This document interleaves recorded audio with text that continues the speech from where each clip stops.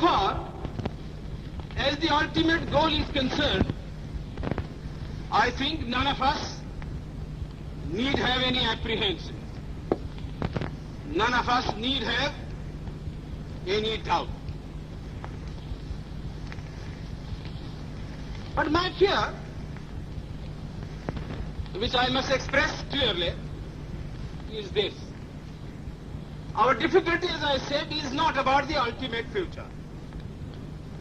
Our difficulty is how to make the heterogeneous mass that we have today take a decision in common and march in a cooperative way on that road which is bound to lead us to unity.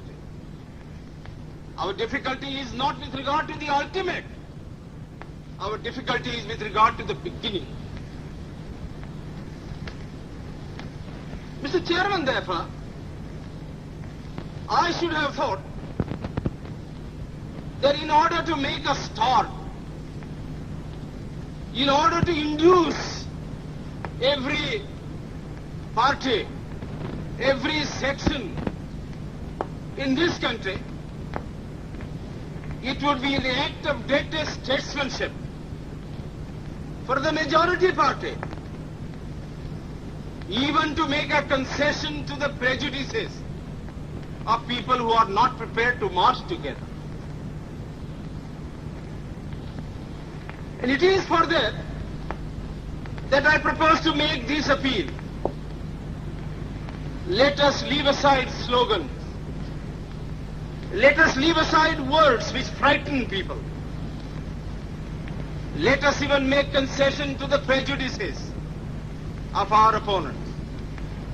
Bring them in so that they may willingly join with us on marching upon that road, which, as I said, if we walk long enough, must necessarily lead us to unity.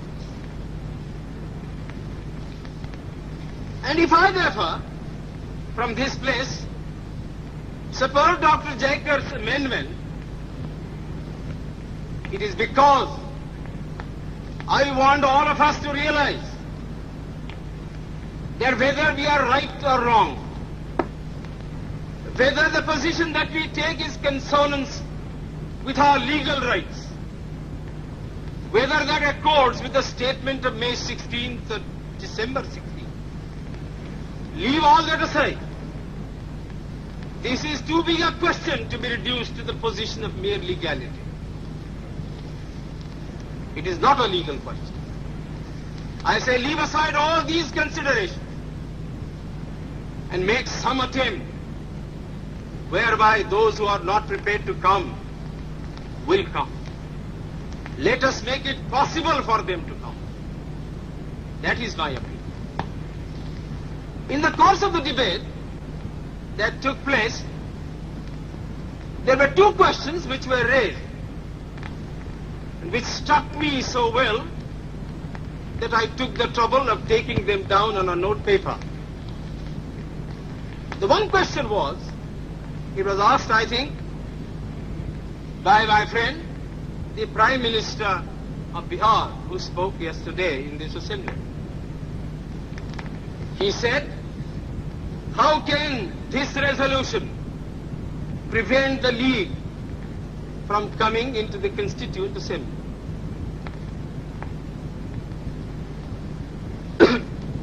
Today, my friend Dr. Shyam Prasad Mukherjee asked another question. Is this resolution inconsistent with the Cabinet Mission's proposal?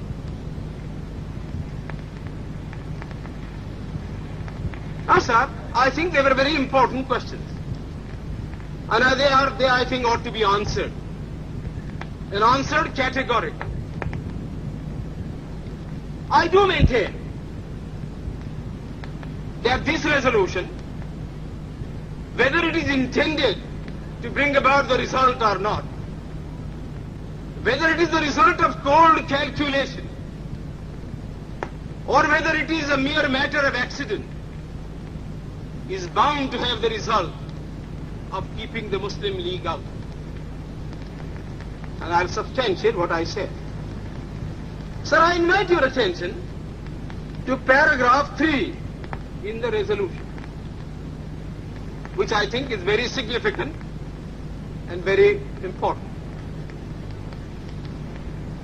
Paragraph 3 envisages the future constitution of India.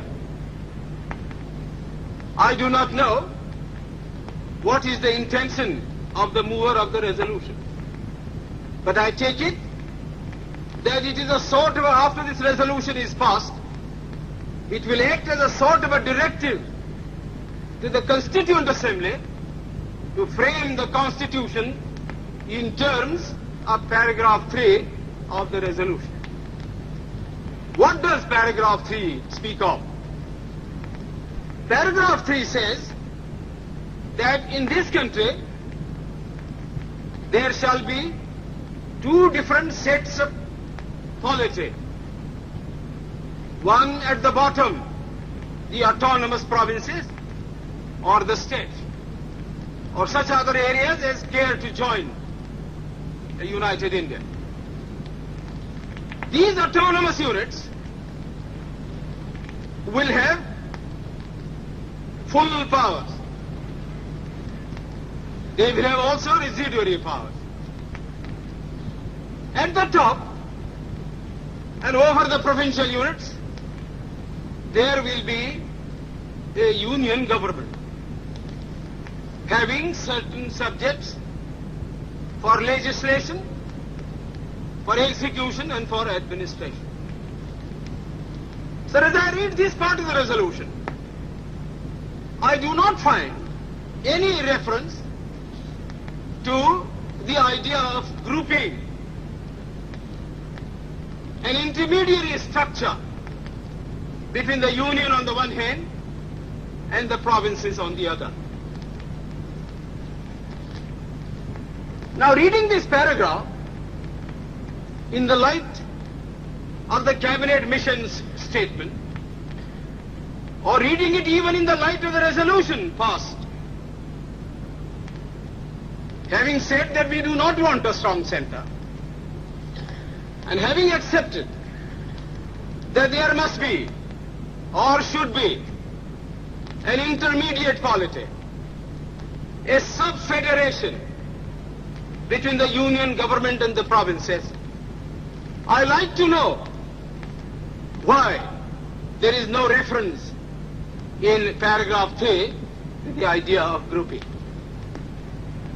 I quite understand that the Congress Party, the Muslim League, and His Majesty's government is not ad idem on the interpretation of that particular idea about grouping. But I always thought, and I will be prepared to stand corrected if it's shown that I am wrong, that at least it was agreed by the Congress Party that if the provinces who are to be within the different groups consent to form a union or a sub-federation, the Congress would have no objection to that proposal. I believe I am correct in interpreting the mind of the Congress Party. So the question that I ask is this: why did not the mover of this resolution make reference to the idea of having a union of the provinces or a group of provinces on the terms on which he and his party was prepared to accept? Why is the idea of union completely effaced from this resolution? I find no answer.